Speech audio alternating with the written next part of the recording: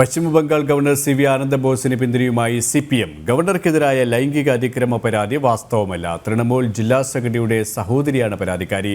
പശ്ചിമബംഗാളിലെ ഗൗരവമേറിയ വിഷയങ്ങൾ മറയ്ക്കാനാണ് ആരോപണം ഉന്നയിക്കുന്നതെന്നും CPM പറയുന്നു.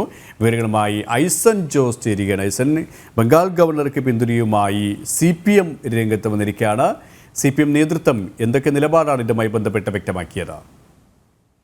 സുരേഷ്, തീർച്ചയായും നിർണായകമായൊരു സംഭവ വികാസമാണ് CPM-ന്റെ ഈ നിലപാടോടെ വ്യക്തമാകുന്നത്. കാരണം തൃണമൂൽ കോൺഗ്രസിന്റെ തെറ്റായ ചില നീക്കങ്ങൾ നമുക്കറിയാവുന്നതാണ്. സന്ദേശകാരി വിഷയങ്ങളിലെല്ലാം തന്നെ CV ആനന്ദബോസ് കാര്യക്ഷമമായ ഇടപെടൽ നടത്തിയിരുന്നു. ഇത്തരത്തിൽ തൃണമൂൽ കോൺഗ്രസ് ഇതെല്ലാം തന്നെ വല്ലാത്ത എതിർപ്പ് വിളിച്ചു വരുത്തുന്ന ഒരു സാഹചര്യം തൃണമൂൽ കോൺഗ്രസിന്റെ ഭാഗത്തു നിന്ന് ഇത്തരം നീക്കങ്ങൾ ഉണ്ടാക്കി എന്നതൊരു യാഥാർത്ഥ്യം തന്നെയാണ്. ഈ ഒരു പശ്ചാത്തലത്തിലാണ് ഈ വ്യാജ ലൈംഗികാതിക്രമ പരാതിയുമായി ഗവർണർക്കെതിരെയുള്ള നീക്കം ആരംഭിച്ചത് എന്നാണ് CPM ഇപ്പോൾ വ്യക്തമാക്കിക്കൊണ്ടിരിക്കുന്നത്.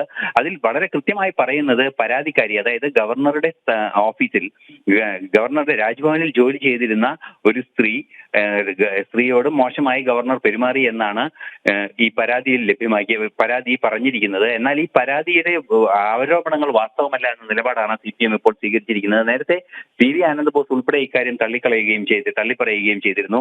നമുക്കറിയാവുന്നതാണ്, പശ്ചിമബംഗാളിൽ നിലനിൽക്കുന്ന ഗൗരവതരമായ വിഷയങ്ങളെ മാറ്റിമറിക്കാനുള്ള ഒരു നീക്കം മാത്രമാണ് തൃണമൂൽ കോൺഗ്രസ് നടത്തുന്നത്, അല്ലെങ്കിൽ TMC നടത്തുന്നത് എന്ന ഒരു നിലപാടാണ് അല്പസമയം മുമ്പ് പശ്ചിമബംഗാൾ CPM ഘടകം വ്യക്തമാക്കിയിരിക്കുന്നത്. തീർച്ചയായും ഇത്തരത്തിലുള്ള നീക്കങ്ങളിലൂടെ പശ്ചിമബംഗാൾ നേരിടുന്ന യഥാർത്ഥ പ്രശ്നങ്ങളിൽ നിന്നും ഒളിച്ചോടാനാവില്ല എന്ന നിലപാട് തന്നെയാണ് CPM സ്വീകരിച്ചിരിക്കുന്നത്.